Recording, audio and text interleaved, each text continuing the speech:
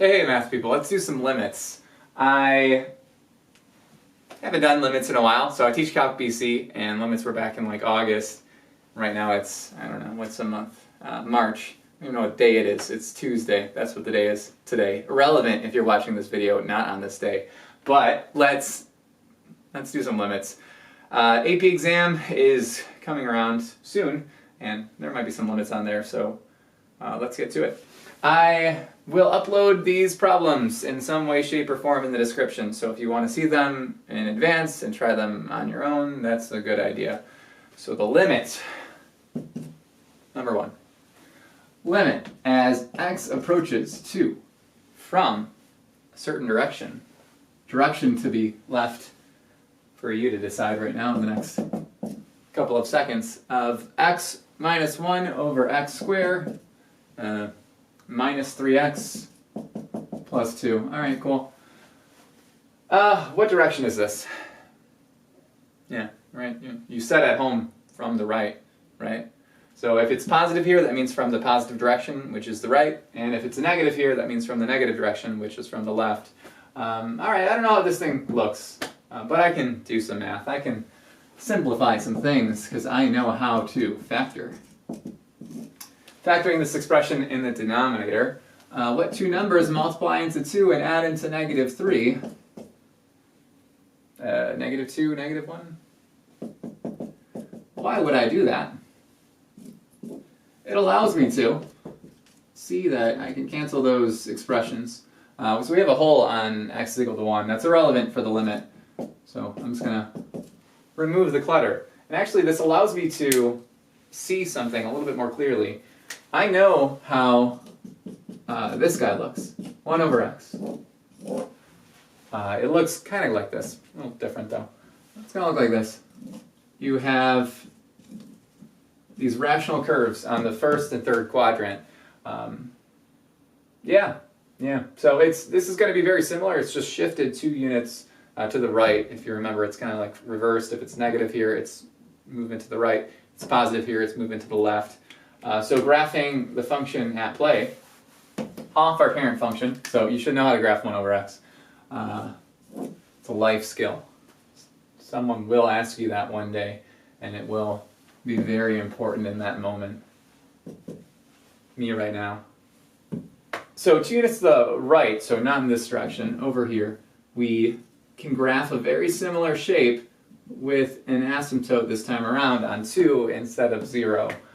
So, yeah, a little rough sketch of a graph, but should do. I'm coming in from the right, which is the positive direction, and I'm tending upward toward infinity. So that's the answer to the first one. Let's do some more. Help me. Look at number 2. Okay. Limit as x approaches 1 of 1 over x squared minus 1. Cool. I don't know, let's start by factoring. That isn't always going to be helpful. Here it's going to help me find the asymptotes. So in that sense it'll be helpful. It's a difference of 2 squares, so I can write this as x plus 1 and x minus 1, causing some asymptotes. There are 2 numbers I don't like dividing by here. Those numbers are negative 1 and 1. So I know I'm asymptotic on those numbers, and knowing this problem, I don't remember what I'm approaching, but it's probably going to be one of them, and sure enough it's 1. So I'm approaching this asymptote. There's only a few ways a rational function can behave around an asymptote. We can either approach infinity in both directions, like a volcano. We can approach negative infinity in both directions, like a warp, like a wormhole thing. I don't know, goes down forever. Or we can do like a combination of that, in which case the limit doesn't exist because it's got to approach it from both sides. So let's hack it. Let's hack this limit. And having a calculator handy and hacking this is probably the best way. You can also just graph it and you can just visually look, but I'll show you what I mean by hacking it. What are numbers nearby 1? Like really, really, really nearby 1? 0.99 and 1.01. I don't know what you were thinking, but that's what I'm thinking. So if I wanted to evaluate numbers really close nearby, I could do that. going to help me get my answer. It's going to help me get the shape. How about that? And that'll give me the answer. If I plug in 1.01, if I square that, that's pretty much 1. And if I subtract off 1, that's like really small. So that's going to be 1 over small, which is big. Only relatively big. I don't know what actually it is. You can use a calculator for that. Likewise with 0.99, same story. Except I'm squaring 0.99. That's like 0.999. I don't know what that is. It's less than 1. I do know that. And if I subtract off 1 from a number less than 1, but is close to 1, it's actually going to be negative, right? And since it's really, really close to 1, it's going to be small. So negative 1 over small is going to be negative big. So how's this going to help us? I know that, well, I know what this thing looks like, by the way. It looks like this. But how do I know that? Locally, I know I'm going towards negative big to the left of 1. This is 1. This is like 0.99, and this is like 1.01. I'm going toward negative infinity. I'm going towards negative big on the left. And on the right, I'm going towards positive big. So I'm going upward in this direction. And sure enough, if we look at the graph, the answer becomes really obvious. This is going down towards negative infinity. This is going up towards positive infinity. I can't calculate that limit. It doesn't exist. DNE is the expression we use for that. Small random note, if you're ever going to write a chain of limits like this, don't ever drop the limit. It's very easy to just like accidentally forget this thing, and don't do that. Yeah, if you're taking the AP exam, I know that they're pretty picky about that, so more math. Number 3, the limit as x approaches infinity, so we're now not approaching a number, of negative x to the 4th over x squared minus 1. Let's look at the powers. So the way we treat these problems is off the power. If the powers are the same, so if this was 4 and this was 4, you take the ratio of the leading coefficients for end behavior. Horizontal asymptote would occur there.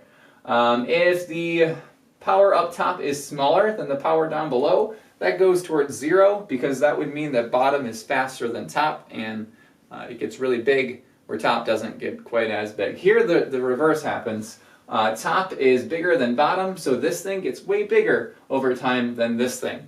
If I plugged in 1,000,000 here, 1,000,000 to the 4th is way bigger than 1,000,000 squared, and this minus 1 is negligible when you're talking numbers that big. So we know that at the ends, this guy explodes, so we're going towards an infinity here. We have to decide if it's positive or negative. This thing as a whole is just infinity. This thing is not as fast as this, so this is infinity, and I have a negative in front, so therefore this will be going toward negative infinity. So powers here tell us a lot when we're talking about limits as we approach infinity. And I think we have another one coming up on that. We do. What about this guy? Limit as x approaches infinity of the square root of 3x squared, it's a 3, plus 1 all over 2x. I would treat this problem pretty much the same way I treated this one. I looked at the powers. So here, the square root of x squared, well, all right, the square root of x squared, we can kind of treat this like, so we have an index of 2 here, when you have a square root, and 2 over 2 is 1. We can kind of treat this like x to the 1st in this context, when you're approaching infinity. And that's what I want to do here, is I'm saying, well, okay, the square root of x squared, that's pretty much just x to the 1st, and sure enough we have x to the 1st down in the denominator, so same powers is how we're going to treat this. Take the leading coefficients. Here leading coefficient is root 3, here leading coefficient's 2, so we are approaching root 3 over 2. So this is number 5. Limit as x approaches 3 3 from the left. That's a minus this time, so that means from the left of the function. And we'll just say where f of x is equal to, it's going to be a piecewise expression. We have x over 2 minus 2 when we are less than 3. Cute, a little heart. And negative x minus 2 when we are greater than or equal to 3. Alright, so we're approaching from the right, and we see here there could potentially be a discontinuity, a jump discontinuity at 3. I just really quickly plugging in them into both. We get a negative 5 here, and we get a 3 over 2, that's a 1.5. This is a negative half here. So we definitely have a discontinuity. If I asked for the limit as you approach 3, it wouldn't exist because it's not connected. It's got to approach it from both ends. If it was a whole, that would be fine. So if I asked you to find, say, the limit as x approaches a, here's some sort of expression, and this is a. This would be good to go because you're approaching the same value from both ends, but jump discontinuities, which is what's going on here. If I were to graph this, it's going to look like this-ish.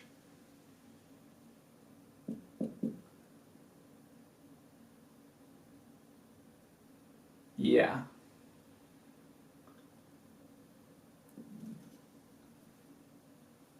And this is not going to exist until 3.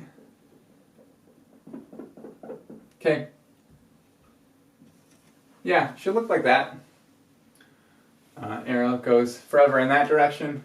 So right here is a jump discontinuity. This is a hole. Holes are fine with limits. Totally good to go. When you're not specifying the ends. Here, if I ask just for the limit as you approach 3, it wouldn't exist. However, I have a minus sign here, which means I'm coming in from the left, which means I don't really even care about this expression at all. I'm only looking at this side, and I'm noticing that I'm coming in on some particular value. Coming in from the left would be using this expression, and direct substitution would work here, meaning you can just plug in 3, and that would be fine. So it's going to be 3 halves minus 2, which we said earlier was negative half. Right? Right.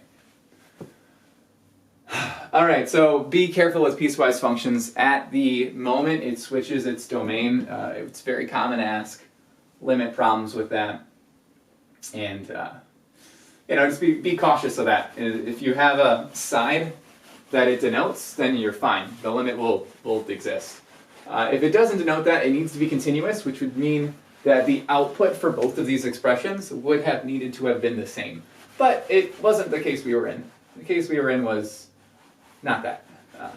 Told us just from the left.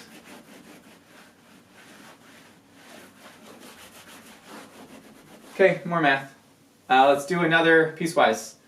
This time around, I wonder if I spoiled some of the fun for the next problem. Probably did. Yeah, I did. So I have the limit as x approaches just 3. So hopefully you're guessing the answer at this point based on what I just said. Where, and I guess this is number 7, right? Number 6, 7, 6. I'll put a 6 here. That's a 6. Nice 6, dude. Yeah, where f of x is equal to following expression. Expressions plural. Negative 2x minus 2. Where x is less than or equal to 3. And x over 2 plus 3. And this is going to be our expression when we are greater than, and there should be a negative there, negative 3. Last thing I want to change, and you could look at the document, it's in the description, it said I'm approaching negative 3. I wanted all these to match. Alright, that should be fine. Anyways, the point of this story was already kind of said. If I am approaching -3 without the denotion of a direction, like from the left or from the right, this needs to connect in order for it to exist. And how do I know if it connects? I just plug it into both. So if I plug into this and I plug into that and I get the same number, that's your answer. If I get different numbers, it's bad and it doesn't exist. Let's see if there's a jump discontinuity here. Plug in a -3 for this one. Yeah, so I'll plug in -3 to this expression. I'll just write it this way.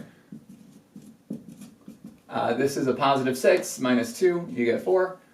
Likewise, if you plug in a -3 here, -1.5 and then 3, so that would be 1.5.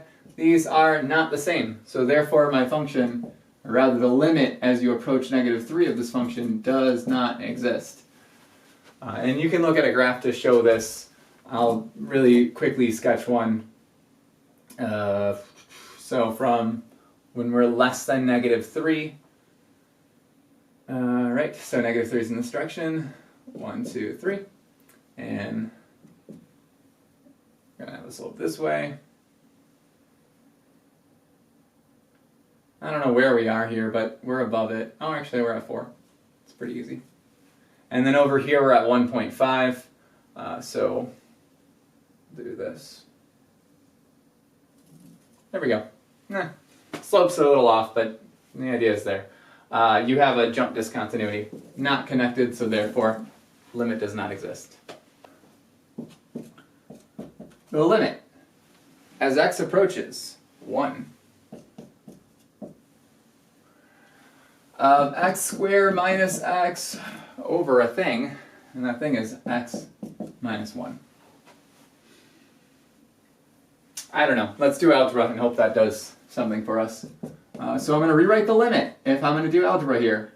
So I'm not forgetting this limit expression. I'm not just doing work with the expression inside and forgetting the fact that I'm dealing with a limit here. I'm rewriting it. I know that I can factor an x out up top to get x times x minus 1 over an x minus 1. And yay, those cancel. Oh, and actually this problem's like done at this point, right? When those things cancel, I have a hole on 1, actually, but that hole, it doesn't matter. I don't care about the hole. What I care about is as I approach it. If I plugged in 1 to this expression, that's bad news. The function, the input of the function here does not exist. You cannot evaluate. So here you cannot evaluate f of 1.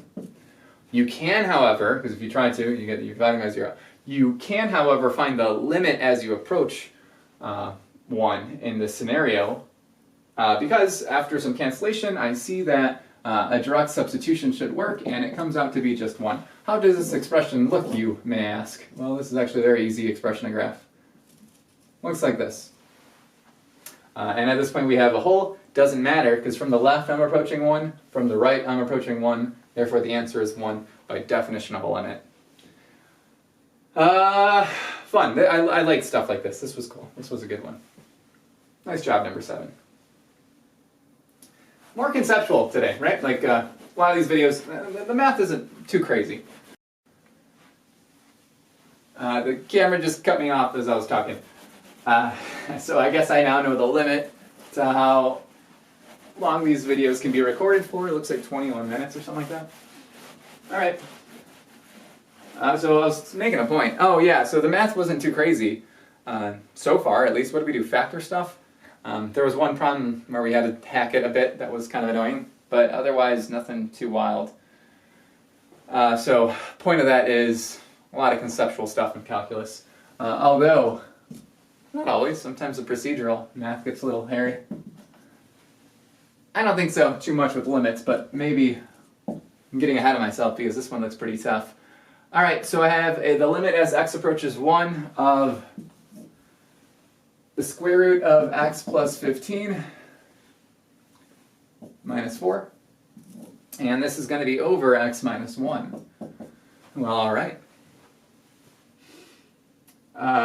Doing some math, which is what I do on this channel. I don't know, my brain's somewhere else right now. Let's multiply by a thing. Because if I notice here, I'm plugging in a 1. That's not going to help me. Oh, can I do L'Hopital? Yeah, I can do L'Hopital, but I feel like I'm going to play around with other ways. So if I plug in a 1 here, I get the square root of 16, and the square root of 16 is 4. 4 minus 4 is 0. And if I plug in a 1 here, 1 minus 1 is 0. I could do L'Hopital. I get 0 over 0, and that would be fine. But come on, there's got to be something else I can do here. Let's multiply by the conjugate of the numerator. See if that does anything. So what do I mean by that? What I want to do is I want to multiply by the conjugate of this thing, which means I'm just going to take this minus and make it a plus. You'll see. Something fancy should happen. I don't know. So I'm going to multiply by the conjugate. I want to multiply the numerator by the conjugate. The issue with that is that changes the expression completely to a different one. And I can't just arbitrarily do that, so what I need to do is I need to multiply by the square root of x plus 15 plus 4,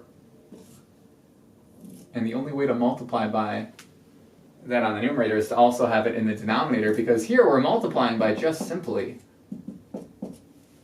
the number 1. Anything over itself here is the number 1. And I can do that. You're allowed to do that. Let's see if a thing happens. I'm going to hope a thing happens. So we got to FOIL this, distribute it out. This times that is just x plus 15. This times the 4 is 4 times the square root of x plus 15. This negative 4 times the square root of x plus 15 is minus 4 times the square root of x plus 15. So these middle two terms are going to cancel, and then at the very end I get a minus 16. All right, this is going to be all over a thing I don't feel like simplifying, because that took too much work. See, I said there wasn't a lot of algebra, and sure enough, I spoke too soon. All right, so here they cancel. Up top, so I'm rewriting limit every time because I don't want points off my AP exam or a midterm. I don't know. Most professors would be fine with that, in my opinion. But not the AP exam. They will get you if you don't write this. So 15 minus 16 is negative 1. All right. Oh, hey, look at that. That was, my laziness has paid off in monumentous ways. All right, cancel these guys. Don't write 0 up top. Don't be one of those people. It's 1. Okay, so the square root of x plus 15 plus 4. Cool. Can I plug in 1? Yeah, I can plug in 1. So if I plug in 1 here, direct substitution, right? You get 16 from this expression, and, well, square root of 16 is 4. 4 plus 4 is 8, and hey, you get an eighth. Yay! So I figured out that the conjugate was nicer. I don't know. I have an eye. Like teachers, math teachers develop an eye, and students do too. But you know, when you do enough limit problems, you see that the conjugate is beneficial here. I mentioned earlier that you could have done L'Hopitals. If you know what L'Hopital is, it just means that if you get 0 over 0, through a direct substitution, or infinity over infinity, or negative infinity over infinity, those are the other two cases, you can take the derivative of top and the derivative of bottom. And that's actually what I would have done here. But I'm assuming some people are going to be watching this video not knowing L'Hopitals, and in which case, that's how you do it without L'Hopitals. L'Hopital should work. All right, let's do another. Yeah, let's do some more math. There was a random year of my teaching career where I used to write my 8s like that. I'll show you one more time. Who does that? Don't do that. These are better. All right, moving on. Oh, this one's fun. So we got 4 problems left. We got this. Crazy idea. But consider the following. The limit as x approaches 2 of 1. Now, why is this worth the conversation? Hopefully you have the answer already, and you're skipping ahead to number 10. But why is this worth the conversation? For some people, I don't know, they might say, well, is it 2 or 1? How is this behaving? Consider the graph, right? And hopefully you're not saying it's like 2 times 1 or something, right? We can't directly substitute this in because there's nothing to sub it into. It's just the number 1. If I were to graph the line 1, well, it looks like this. So no matter where we're approaching, and no matter what the direction, here we have 2 right at this point. I'm approaching 1 from the left and from the right, in which case the answer is just 1. Why would I do a problem like this? I don't know. Sometimes, let's just say I had a multiple choice question, and in the heat of the moment, you maybe thought, oh, I don't know, I'm making up stuff. You know, maybe a multiple choice answer was 3, 5, and then 15. It's very tempting to like want to multiply them together. If it was a 5x, but just a 5, the answer is always going to be 5. Same thing here. Answer is always going to be 1. Doesn't matter the direction. Doesn't matter if you're approaching infinity. 0, 3 from the right. It's going to be 1. Okay. So again, I guess worth the conceptual conversation. To some, maybe not all. In which case, you skip to this part. All right, more math. Okay, looking at 10. Nothing too crazy. Limit. As x approaches -1 of the cube root of -x plus 1.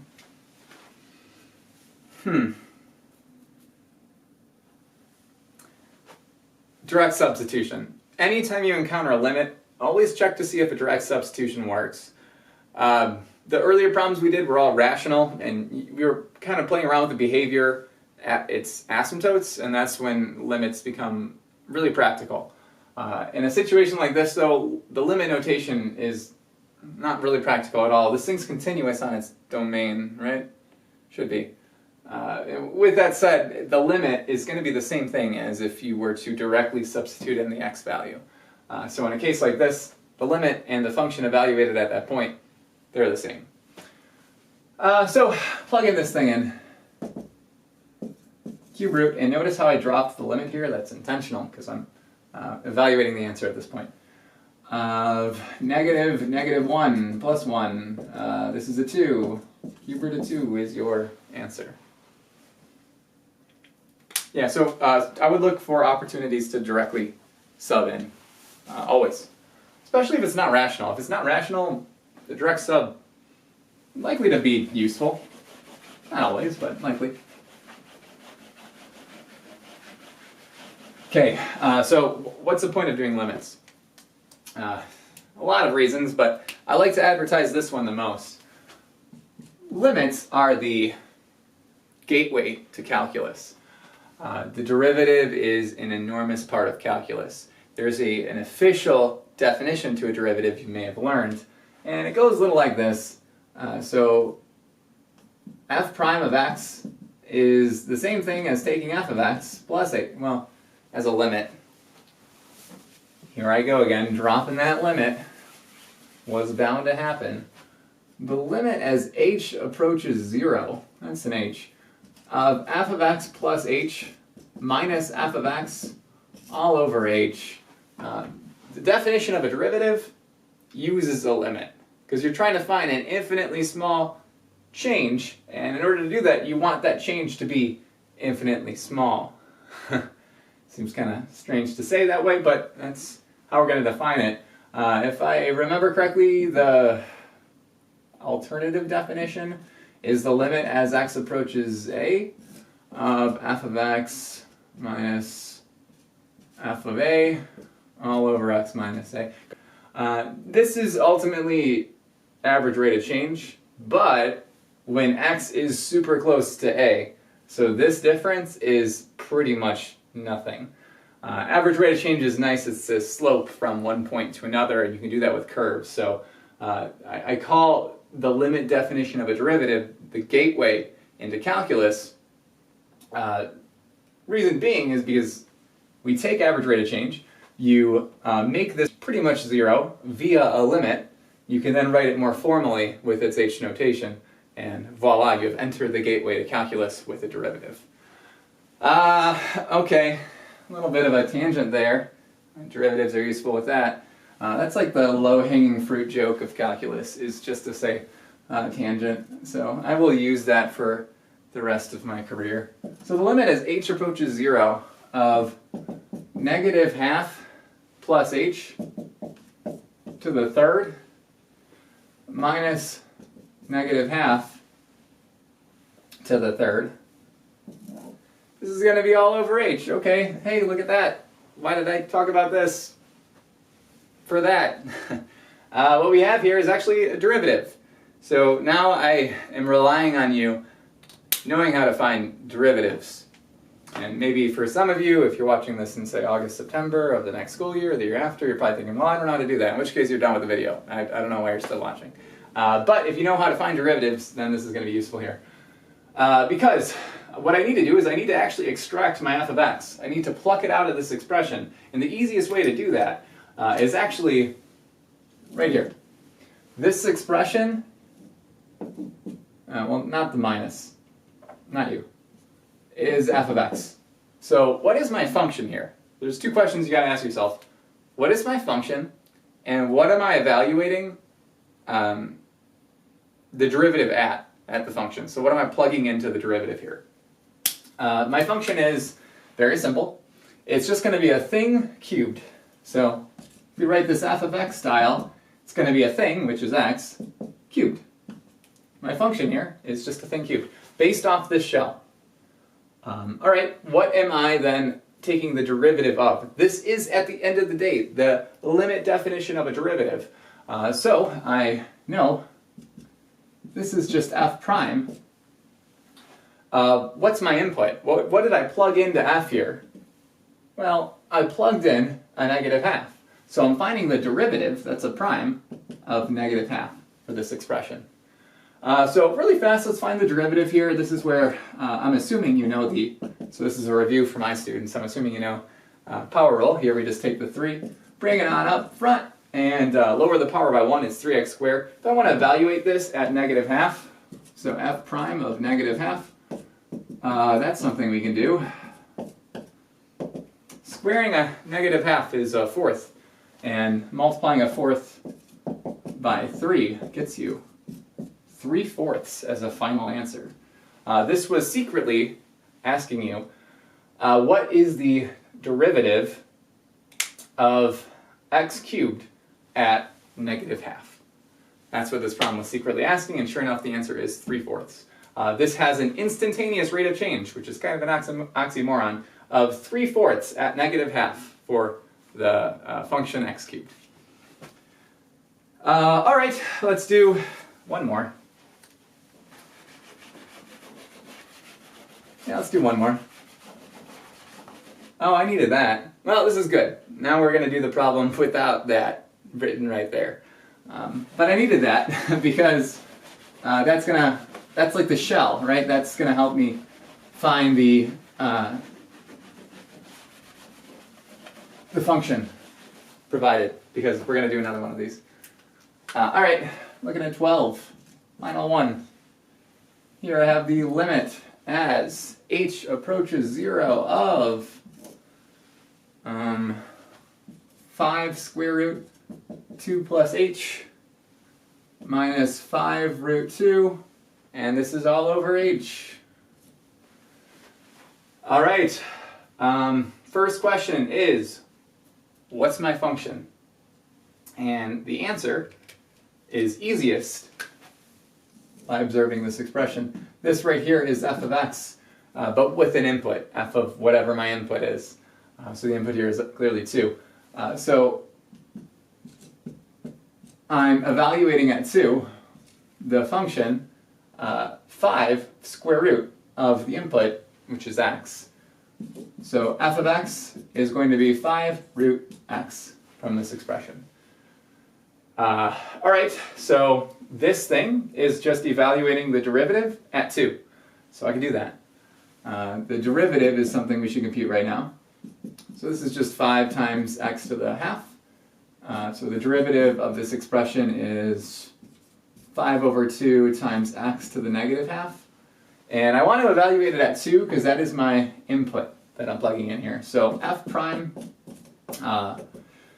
evaluated at 2 is going to be 5 halves times 2 to the negative half. Okay, let's clean this up a bit.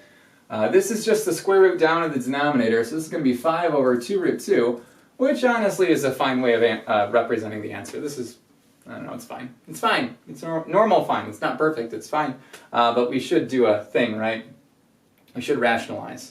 So if I rationalize this expression, I can multiply by root 2 over root 2. And, oh, I switched colors. Okay. We end up getting 5 root 2 over, this just turns to 2 times 2, which is, or root 2 times root 2 is 2, and then 2 times 2 is 4. So final answer is 5 root 2 over 4. So the derivative of 5 squared x evaluated at 2 is 5 root 2 over 4. Bringing us to the final answer of this limit review. Alright, so that was longer than I wanted, but that's okay because that was like, I don't know, maybe 2 weeks of limits, but plus or minus, and you know, some stuff in between that was skipped, but a good amount there. So I'm going to ask you to continue to math on. I will do the same, and I will see you in the next video. Math on.